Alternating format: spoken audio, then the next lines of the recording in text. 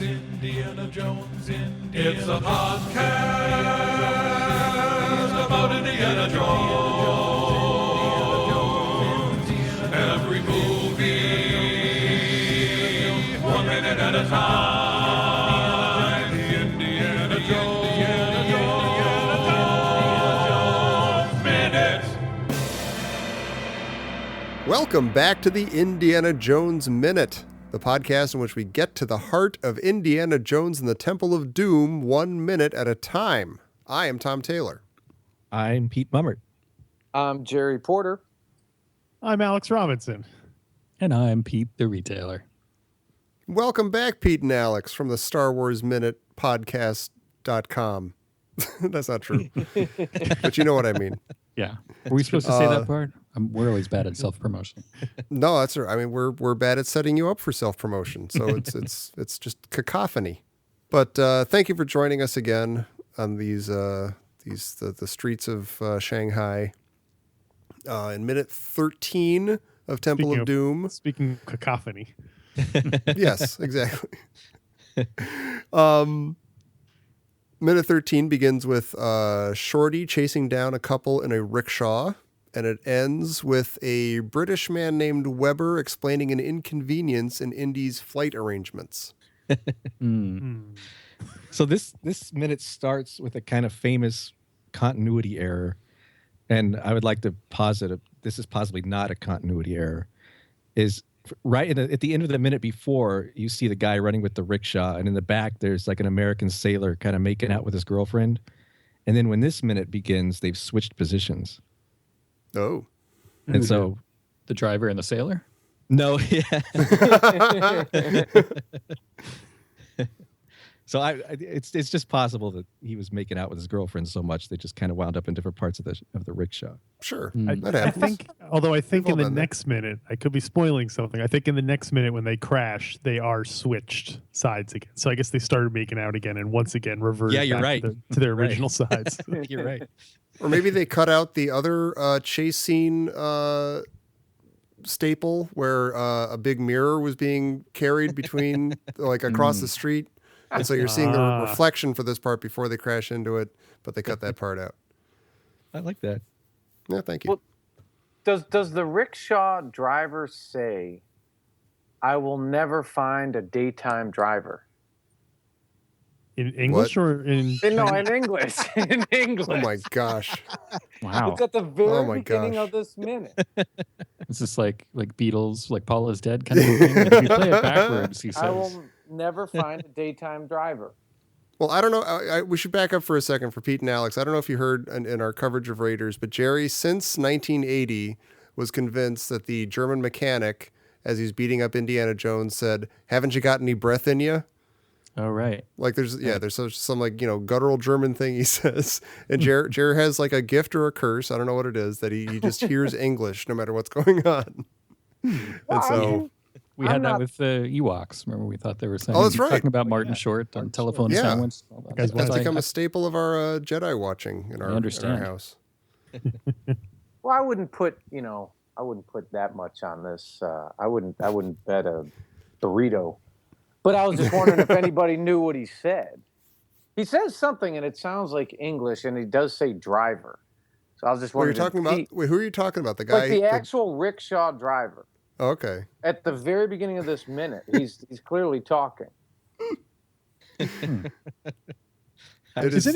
tried to see the action in the back seat. I didn't see that. Well, and actually, go ahead. Oh, go ahead. Go ahead and finish with your finish. I was going to say, Short Round actually reprimands the rickshaw driver by saying, "Okay, you asked for it." Right. Yeah. But the rickshaw driver didn't ask for it. Not at all. No. Yeah. I mean, it's like, what is he supposed to do in the alley? Yeah. Yeah. Short Round's learning all the wrong lessons from Indiana Jones. Yeah. I think the whole rickshaw bit is, I don't know. Maybe I'm just too much of a white guilty liberal, but seems like one of the more uncomfortable, vaguely racist moments in the movie.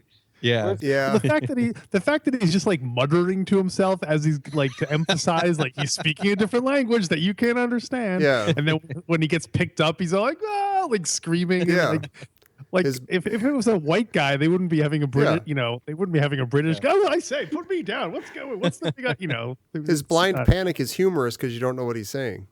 Yeah, exactly. So, I need a second. His blind panic. Oh, it's true. Look at that poor man. I don't know what he's saying, but he's freaked out. Yeah. Poor foreigner.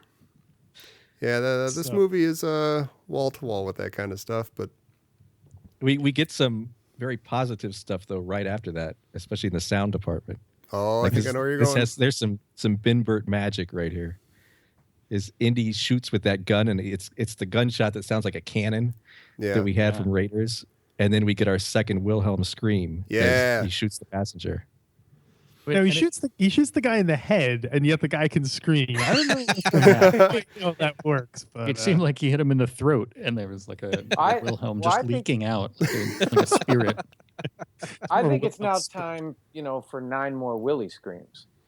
Yeah, we got to balance this out. Yeah.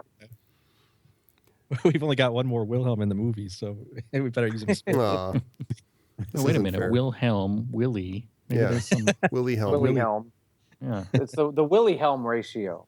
Yeah, it's Wilhelm Scott. Well, I have a question here. Does Short Round wear wooden lifts on his shoes the whole movie? That does seem really awkward. Like what kind of like he gets in the car and he has to like tie those to his feet and stuff, and he's supposed to be like the wheelman, like he's got to be on point and like saving people from falling off of awnings and stuff. Well, is he wearing one on his left foot? Yeah, he's wearing them. We'll see these in a couple of minutes. Yeah, he's wearing them on both feet. When I wonder, is that how he got half of his sobriquet? Short Round. Maybe he's actually 54 years old. Short. Maybe that's how in the other version that's how he got into the club, because he still had the things on, so he looked older. He was taller. Yeah, right. Well, I'm wondering, does he just have him on the whole movie? I don't know. Nah. Guess we'll wait to see. Yeah, I think later isn't there something with his. Well, I guess spoilers, but whatever. But he does step on some stuff later. That's true. That is true. Yeah. Or just every time he gets in the car, he has to put them on. Yeah, that's a drag. Yeah. He said. Yeah. That is And he can't just tie him to the pedals, because what if somebody else wants to use the car? Yeah. Damn it, Short Round. We haven't talked about his name though. He is one of 3 characters in the Indiana Jones movies that's named after somebody's dog, and he was actually named after the screenwriters Hike and Katz's dog was named Short Round. What? Why was the dog named after Short Round? Why was the dog named Short Round? I think it's from a Korean War movie. There was a character named Short Round. Oh, I thought maybe it was like a corgi or something, so it was short and round. Yeah. Well, does anybody know what Lao says to his Tommy gun wielding henchman to get him to smash the window and start shooting? I think he says something like, "We still don't know his name. Find out." Yeah, he wouldn't answer us before. Right. Or that guy's I name. ate your ham sandwich. Yeah, get that guy's And then potatoes. he gets furious. I can't believe these mean-spirited people. Yeah, they wrecked that fruit cart. Stop them. Right. The poor rickshaw driver. Yeah, they almost killed that guy. It's a menace to society. When the rickshaw driver crashes into the brown sacks or whatever, that I don't know. It seems a little mean-spirited. I don't think that the sailor, his girlfriend, and the rickshaw driver are okay. Right, they might be seriously injured. Yeah, and then it's like this head-on collision is followed by a quote, "This is fun." Whee! Yeah. I just think of it as like short mean. Short mean. Yeah, short mean. He's I'm sure the rickshaw drivers have a good healthcare program. Oh yeah, Right. they're Look, covered. I'll tell you this: whatever he has, he didn't ask for it. No, Yeah. no matter what Short Round would have you believe. He knew the risks. Yeah.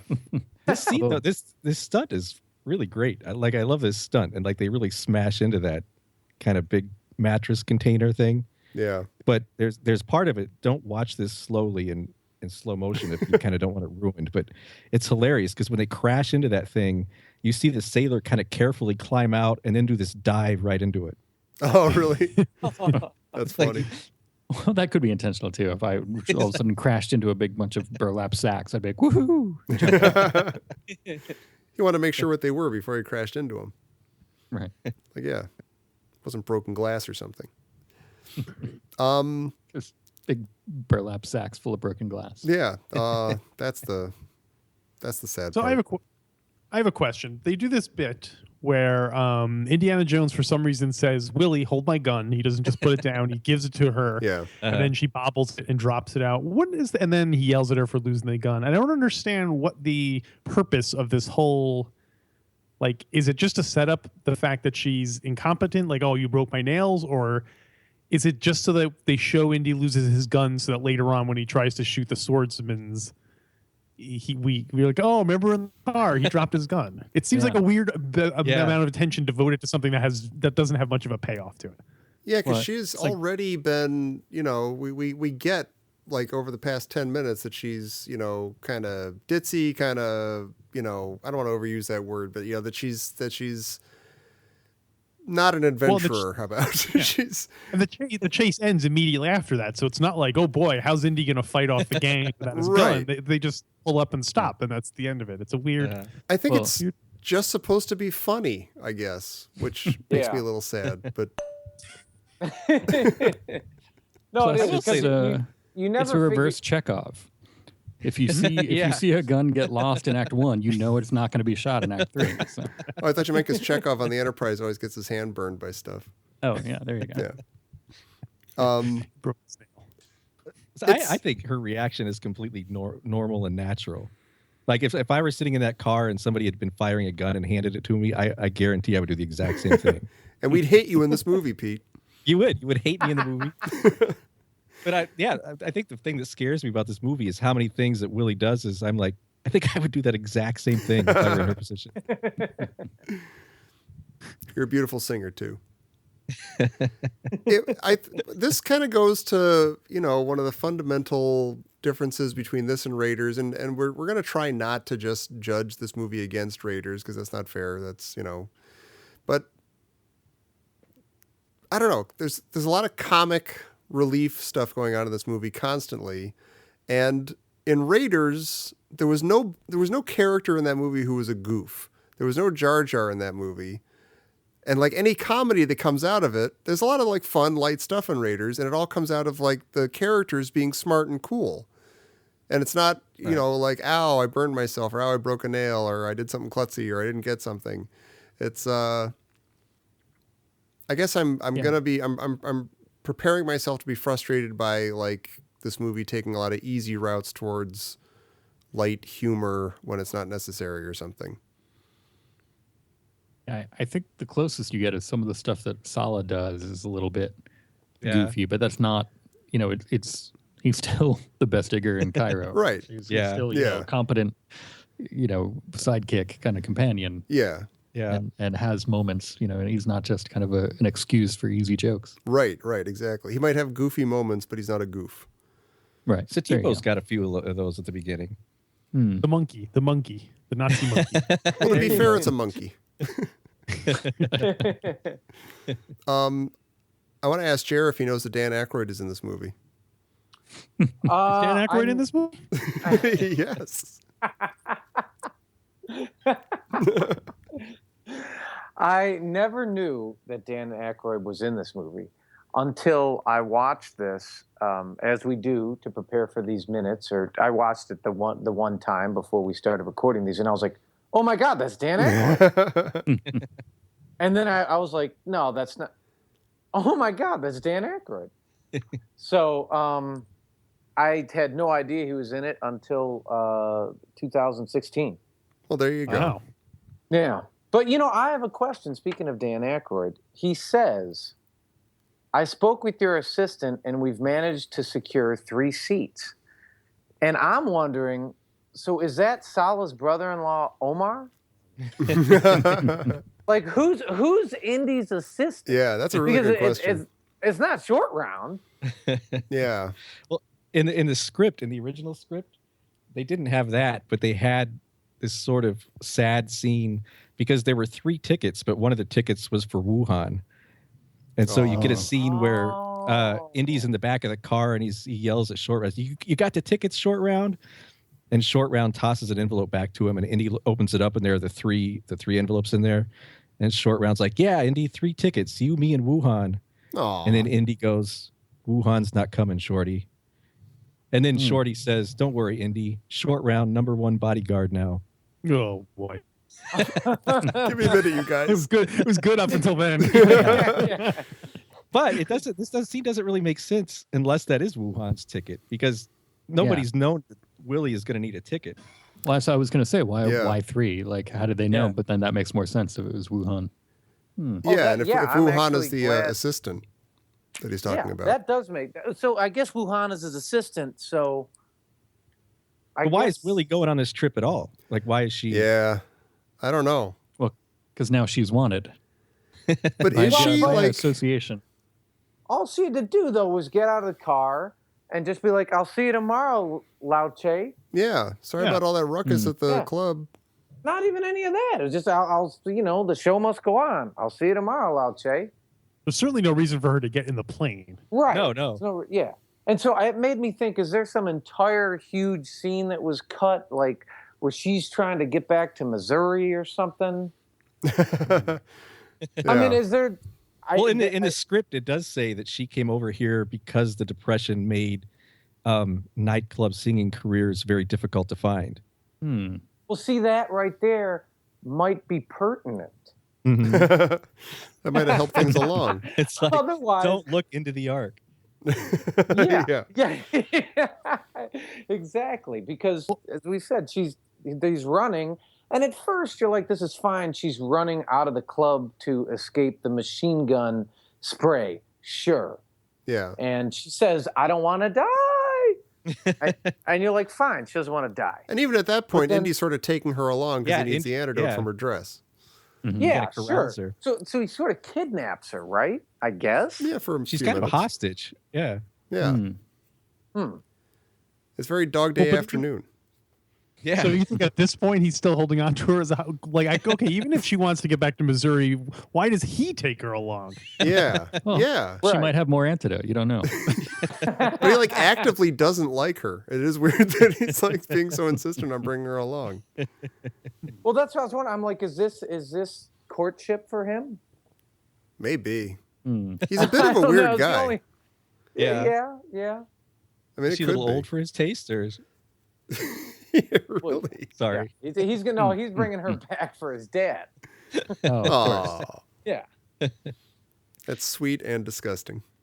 Yeah. No, I was There just is- wondering. It doesn't. Why does she get on the plane? There's just. Yeah. I don't know. She didn't collect her check. She didn't say goodbye to her bros. I mean, doesn't she have to clean out her apartment or whatever? I mean, Yeah, and grab doesn't her English, I don't know English if- as a second language books. Dan Aykroyd doesn't say it here. I think he says it in the next minute, but he recognizes her. Like, Yeah, oh, yeah, you're that's the the next Yeah. minute. you're the famous Yeah. songstress or whatever. But like, she'll be missed at the Club Obi-Wan. She's got like it sounds like she's an attraction there. She's Yeah. she's a star. She didn't even drop her 2 weeks notice balloons. That's right. Those are the green ones. Well, they're probably gonna be closed for like at least 2 weeks anyway. You got to get a new gong. Yeah, they and gotta all hang that that stuff. thing. Yeah. Now, Jer, if you shut up a gong like that with a machine gun, would it still sound the same, or would you have to get a new one? You know what's excellent, and this is a total props to Ben Bird on this. I like the fact that when they shoot, he shoots it and it's still suspended, which is how you would have the gong suspended by the 2 ropes, so it maximizes resonance. And when it makes one noise when it's actually suspended, the sort of tubular bell one. That's like Yeah. boom, But then once it hits the ground and it starts rolling, it gets into that metallic, like changing pitch thing. Yeah, where it's like, yeah, BB-88, right? Yeah. Yeah. BB-8. And- Oh, Oh, Jerry. I'm sorry, BB-8. it's the upgrade, I'm it's the thinking- Not in front of the Star Wars guys. He's 11 times better than BB. Yeah. IGBB-8. At that point, the gong is actually muted because it's up against the it's on the ground, so it can't resonate freely. Yeah. And if you were to hit a gong in different areas on the gong, it would actually make slightly different pitches. So Ben Burt kind of nailed that the whole thing. He's good at what he does. He is. I have a question about Dan Aykroyd. Sure. Why is he in the movie? I mean, not like he doesn't belong there, but what was there were Spielberg and him, was it like a 1941 connection? Why is Dan Aykroyd as opposed to Michael Palin, who he seems to be channeling? Like, Well, Yeah, I haven't seen anything that says why, but it's interesting. George Lucas and Steven Spielberg and Frank Marshall are all making cameos in the background in this shot too. oh, really? really? So Wow. they're kind of all in this Oh, together. right. Tourists. Right? Yeah, I think that's what George they're and listed Steven are as. missionaries and Frank Marshall's a tourist. Weird. Wow. Where are they in the scene? Are they just If you on the Blu-ray, I think it's hard, but I think you can sort of see him in the background when they get out of the car and they're running towards the plane. Huh. And Kinda Dan standing Aykroyd a was in he was in 1941 and he was in Twilight Zone that Spielberg produced. So I guess they are pals. I mean, I guess they would know each other but yeah, it is a little it's a little random maybe. It's also weird the Ghostbusters was the same summer. this was Dan Aykroyd's golden age. That's right. Peak Aykroyd. I'm still sad that that this Dan Aykroyd never got to meet Marcus Brody, and then they could have had a little Trading Places reunion. Yeah. Well, Do I you think they also, had Go ahead, Pete. part of me also thinks that maybe, they're all hanging out. Dan Aykroyd is like, look, let me tell you about these crystal skulls. Yeah. They're not just for vodka; they're also for who knows what. Do you think they had to fly Dan Aykroyd to Hong Kong for this? No, this is filmed in Novato, just north of San Francisco, just outside of Marshall College. It's filmed at Hamilton Air Force Base. Pete likes to joke that Marshall College is in California instead of Connecticut, and it's hysterical. Yeah. It kills But me. if you want to go visit, it looks almost exactly the same today. I think it's got their high-end lofts in the hangar, but it looks almost identical and even has the same hangar number 9 written on it. Oh, wow. That's cool. They have a statue of Dan Aykroyd up front. Oh, wait a minute. Isn't Hangar 9 a different type of vodka? Wow. Is that Maybe. Hangar 1? No, That's Kettle Hangar 1. No, there's a hangar 1, and that's also from the Bay Area. Hangar Steaks. Right. Hangar 18. It's twice as good as Hangar 9. That's right. Because of all the aliens, the crystal skulls and all that stuff. You can taste the Yeah, but- alien. 89 less than BB-88. BB-88. Well, now that we're getting into math, is there anything else for minute 13? Did we say his name is Weber? No, but that's Who? true. Dan Dan Aykroyd's Weber. character. Yeah, Art Weber. I was wondering if that had any significance or where that comes from. All I saw is he was Weber. I was trying desperately to find an anagram for his name, but I couldn't come up with it. It's Ray Stans, if you mix up the letters. Yeah, I was trying to get Treadwell out of it, and it got close. Aw. Wrong show. Or as Jerry calls him, Web 1577. Yeah, there you go. Well, that's AOL screen name. Yeah, you can BB-88 me all you want. All right. Well, that might do it for minute 13. Pete Mummert, where can people get in touch with us to explain to us everything we missed about Dan Aykroyd's character? Well, I would say first, before you do that, go visit our friends Pete and Alex at the Star Wars Minute. Find them at starwarsminute.com. I listen to their podcast every day. It's fantastic. They were the inspiration for our podcast. So if you haven't, for some reason, heard them, you should rectify that situation immediately. And you can find us at indianajonesminute.com, and we have a link to all of our shows. We have links to pages showing why these movies are part of Han Solo's dream. So we're pretty Star Wars centric as well. It's true. Isn't life Star Wars centric? It is. Well, especially if it's all part of Han Solo's dream. Yeah. We're all Yeah. living in Star Wars. Basically, Living in these Star Wars. living in these Star Wars. And if he didn't know CPO's name, I mean, his dream avatar of Jerry probably wouldn't know BB-88's name. That's true. But Pete and Alex, you guys can come back tomorrow and join us for some more of this madcap madness. I don't think see why so. not. Yeah. I think I can do it. Excellent. We're going to hold you to that. So please, all of you out there and here on this recording, please come back tomorrow for minute 14 of Temple of Doom here on the Indiana Jones Minute. Okay, you asked for it.